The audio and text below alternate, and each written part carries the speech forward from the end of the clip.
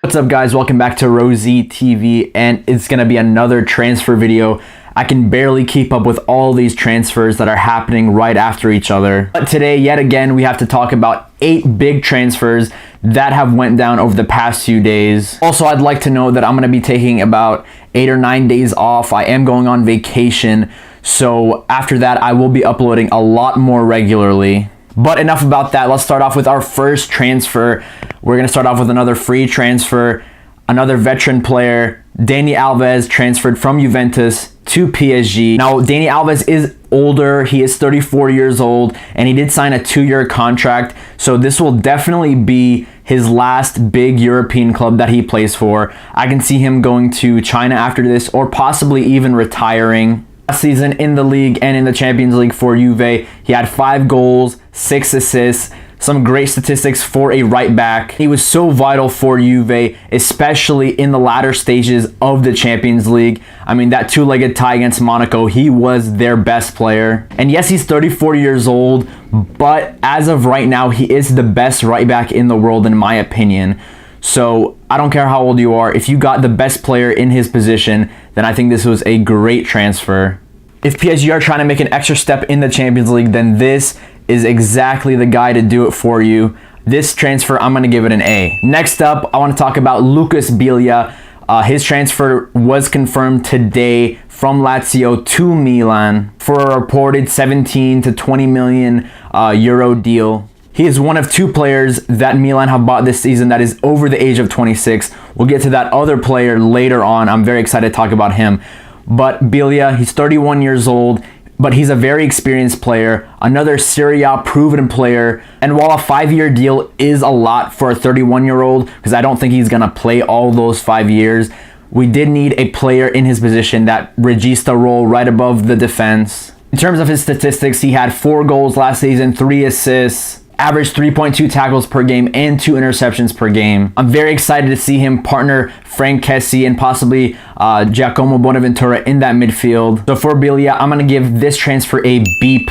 Moving on to another midfielder that was around the 17 million mark, Dani Ceballos has transferred from Real Betis to Real Madrid. He's 20 years old. There was a lot of hype around this player, especially at the U21 Euros, where he had a fantastic tournament. And he was part of that Spain team that made it to the final. Last season in the league for Betis, averaged 3.1 tackles per game, 1.9 interceptions per game. Also averaged 1.3 key passes per game, as well as 2.7 dribbles per game, which is what he's known for the most, his dribbling, his ability to carry the ball. And as for Madrid, I think this adds some good midfield depth. He's obviously not going to be starting for this team. You have the best midfield in the world. I can see him as one of the first options off the bench. If one of those guys is hurt or tired. And we all know Zinedine Zidane loves these young players, so I do think he's going to get some decent minutes. But for this transfer, it wasn't expensive. Madrid also got a young Spanish prospect, and he had 2 options. It was either Barcelona or Real Madrid, so they definitely got one over their rivals here. I'm going to give this one an A. But now we're moving on to Real Madrid's biggest rivals, Barcelona. They signed Nelson Semedo from Benfica for 30.5 million euros. He's a young, very quick right back, 23 years old. Last season in the league had 1 goal, 6 assists, and also averaged 2.9 tackles per game, as well as 1.5 interceptions. He also had 1.1 key passes per game and 1.6 dribbles. This was a big need for Barcelona at right back ever since Dani Alves left. They're fighting for Bellerin in the first place, but Arsenal didn't budge. They wanted to keep him. So they got Semedo instead, who I think could be even better than Bellerin. He'll definitely slot into the starting lineup immediately. They definitely needed this position. 30.5 million is a lot for a defender, but at the same time, there aren't many great fullbacks in world football, so there's a scarcity in that position. So I don't think the price is too bad. Based on their need for that position, I'm going to give this transfer an A. As you can see, there's been a lot of A's. A lot of great transfers so far. But next we're going to move on to Vitolo, who has transferred from Sevilla to Atletico Madrid. But because of their transfer ban, he's going to go on loan to Las Palmas for 6 months and then come back to Atletico Madrid in January. He's 27 years old. He cost them 36 million euros. He plays mostly on the left wing, and last season in the league and in the Champions League, he had 6 goals and 7 assists, as well as averaging 1.5 key passes per game and 2.3 dribbles per game. But as for this transfer, they already have Carrasco on that left wing, but because of this transfer, I could see him maybe partnering Griezmann up top. It could be Carrasco and Griezmann, Vitolo on the left. But I'm still not very sure about this transfer. I know he's a proven La Liga player, but also this could end up just like Kevin Gamero's transfer last year that didn't pan out like they thought it was going to be. I don't think this is going to be the transfer that pushes them over the edge and helps them challenge for the title.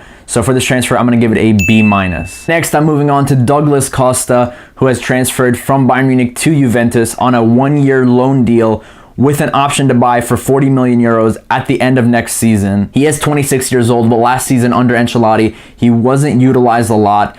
At the same time, he did have 6 goals and 6 assists in only 18 starts. He's a great crosser of the ball and a very good offensive player. He also averages 1.5 key passes per game and 2.5 dribbles per game. And this is going to be a very important year for him because it is a World Cup year.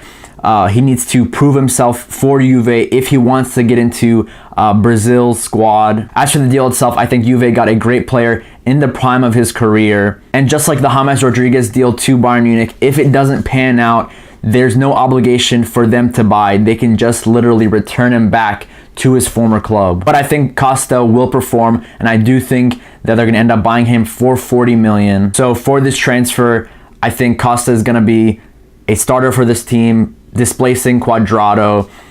I'm going to give this one an A-. Next, we're moving on to Bakayoko's transfer from Monaco to Chelsea. This one took so long to finalize, but it finally happened. He cost them 40 million euros. He's only 22 years old. Bags load of potential, had a fantastic season for Monaco last season, won the league, made a semifinals run into the Champions League, which was very impressive, and him and Fabinho formed one of the best midfield partnerships in Europe last season. He's a very good defensive player, averages 2.2 tackles per game, 1.8 interceptions. I think that French connection in Chelsea's midfield could be fantastic. Him and N'Golo Kante. I think Bakayoko is an upgrade over Matic, and he's a lot younger, so he can get even better. I think this is a very good transfer, but at the same time, 40 million is a lot for a player who only had one good season, really. But like other transfers, that's how the market works nowadays. If a player shows a little bit of promise, their fee is going to be totally inflated. So I'm going to dock a few points for that, but I'm still going to give this transfer a B. Next, we're moving on to one of the players that I can't wait to see in a Milan shirt. Leonardo Bonucci has transferred from Juve to Milan for 42 million euros, and I am still in disbelief. This was a crazy transfer that came out of nowhere, and as a Milanista, I'm in the clouds right now, super happy. Not only is he one of my favorite players in world football, but he's also one of the very best defenders. For me, I put him right up there with Diego Godin as one of the best defenders in the world. You could even say he is the best defender in the world because of his ability with the ball at his feet, how comfortable he is with the ball. Last year, he played for an amazing Juve team that won the Serie A, had the best defense, and had an amazing Champions League run where they only conceded 3 goals going into the final. And a big contributor was Bonucci. Chiellini was great as well, but for me, we took Juventus's best defender. I think Juve are starting their rebuild process pretty early. And they wanted to get some money for Bonucci, which they got a decent sum for him. And at the same time, he didn't want to leave Italy. His wife didn't want to leave Italy. So he sees the project that Milan are building. Now he's going to be our captain. This is just way too surreal for me. I cannot wait for the season to start. He is on a 5-year deal, and he is 30 years old right now. But for a defender, he's at his prime age. In the Serie A, you could go a little bit longer, especially for a defender. And I do think Bonucci could do it at the top level for another 3, 4, and possibly 5 years. This is a big statement signing, similar to PSG a few years ago buying Ibrahimovic and Thiago Silva from us. They showed that they're not playing around, and this is exactly that type of transfer for us. We bought a lot of very good players so far in this transfer window, but none of them were absolutely world class. But this guy, Bonucci, for me, one of the top 10 to 20 players in the world, and one of the top defenders in the world, if not the best one. It would be criminal for me to give this anything other than an A, so that's exactly what Bonucci is going to get, and a big fat A. I wanted to end off on a great note in Bonucci, but now I want to talk about the most expensive defender in the world, Kyle Walker, 27 years old, transferred from Tottenham to Manchester City. You know, Daniel Levy was going to get all the money he could for this player. Last season in the league, he did have 5 assists, which was tied for most for a defender in the league at 2.2 tackles per game, 1.2 interceptions per game as well. And not only that, he averages 1.2 key passes and 1.1 dribbles per game. Did he have a history for overspending on defenders? They've put so much money out for players like John Stones, Otamendi, Mangala, and now Kyle Walker. But at the same time, they got a proven Premier League player. They got the best right back in the league, and they weakened a rival in Tottenham. So because of the big price tag, and because of the fact that he's not very young, he's in the prime of his career, I'm going to give this transfer a B. I think he's still going to be very good for Guardiola, and this was a good signing for them. They needed a right back. 51 million is a lot, but I do think he will perform. So those are the transfers that I talked about today. Tell me what you think of every transfer in the comment section below. Also tell me your favorite transfer of the window so far. For me, it's been Leonardo Bonucci, one of my favorite players in world football, and I am so happy that he is at my favorite club. Please like, share, and subscribe for more football videos, and I'll see you guys in about a week and a half, maybe less, and hopefully then I'll start uploading around 3 to 4 times per week. But enough with that. Thank you for watching Rosie TV.